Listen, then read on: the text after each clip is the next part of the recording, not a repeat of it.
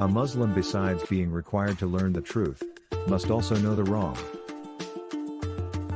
In the Quran, Allah Ta'ala, apart from explaining the path of truth, Sabilul Mu'minin 1, also explains the path of falsehood, Sabilul Mujrimin. This shows that a Muslim must understand these two things. As understood by the friend of Hudzaifa bin Yaman radhiyallahu anhu. He said, in the past people asked the Messenger of Allah sallallahu alayhi wasallam about the good, and I asked him about the bad, for fear of falling for him.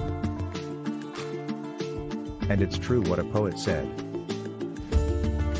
Harafat ashara lali shari.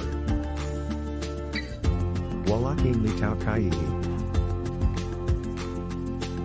Waman la yarifu asharu. Mina nas yakahu fi. I know evil is not to do bad, but to avoid it. And whoever does not know the badness of humans, he will fall into it. Among the forms of evil that are now becoming a central issue in the world community in general and in Indonesian society in particular is the issue of Shia. In Indonesia itself, they have created unrest everywhere.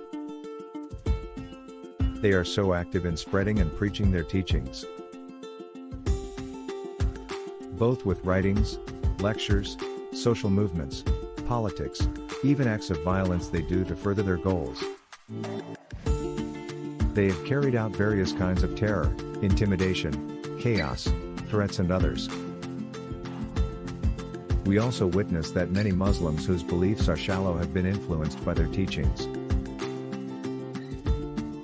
So it is important for Indonesian Muslims to know more or less about this teaching. And in this paper, as well as subsequent papers, God willing, we'll briefly discuss Shia, definitions, creed, history and other things. With the hope that Allah Ta'ala saves us from their doubts. And keep ourselves in the pure truth of Islamic teachings as understood by our predecessors. Who is meant by Shia? Shia language means group, helper, and follower. As for the terminology, the scholars differed 5 in defining it. 6 however, if we look closely again, these differences are inseparable from the existence of Shia teachings which continue to experience development. Shia at the beginning of its emergence was different from Shia in later times. In the past they were not called Shiites except for those who prioritized Ali bin Abi Talib over Uthman bin Affan radhiyallahu anhu, while still prioritizing Abu Bakr and Umar bin Khattab radhiyallahu anhu. However, during its development, Shia experienced many changes. Various deviations from the creed are infiltrated in Shia teachings. People who have hate and grudges against Muslims hide behind Shia masks. So that in the end the scholars were reluctant to call them Shiites and preferred to call them Rafida. Definition of Rafida and the reason for its name. As for Rafida, literally it means to leave. As for the term Rafida, it is a sect that attaches itself to the Shia, followers, of the Ahlul Bayt. But they break away, borrow, from Abu Bakr and Umar bin Khattab, as well as all the other companions except for a few of them, also disbelieve and denounce them.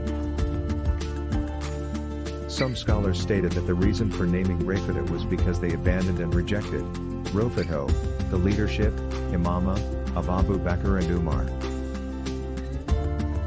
By believing that the leadership that should have been after the death of the Prophet Muhammad sallallahu alaihi wasallam was in the hands of Ali bin Abi Talib radhiyallahu anhu. However, the majority of scholars state that the naming of Rafida dates back to the time of Zayd bin Ali rahimahullah.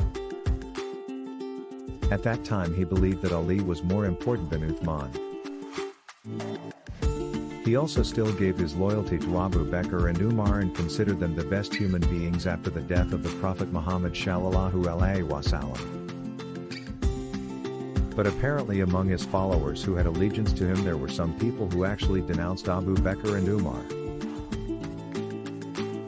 So the Zayd immediately rebuked and denied them, until finally they split apart and left Zayd bin Ali.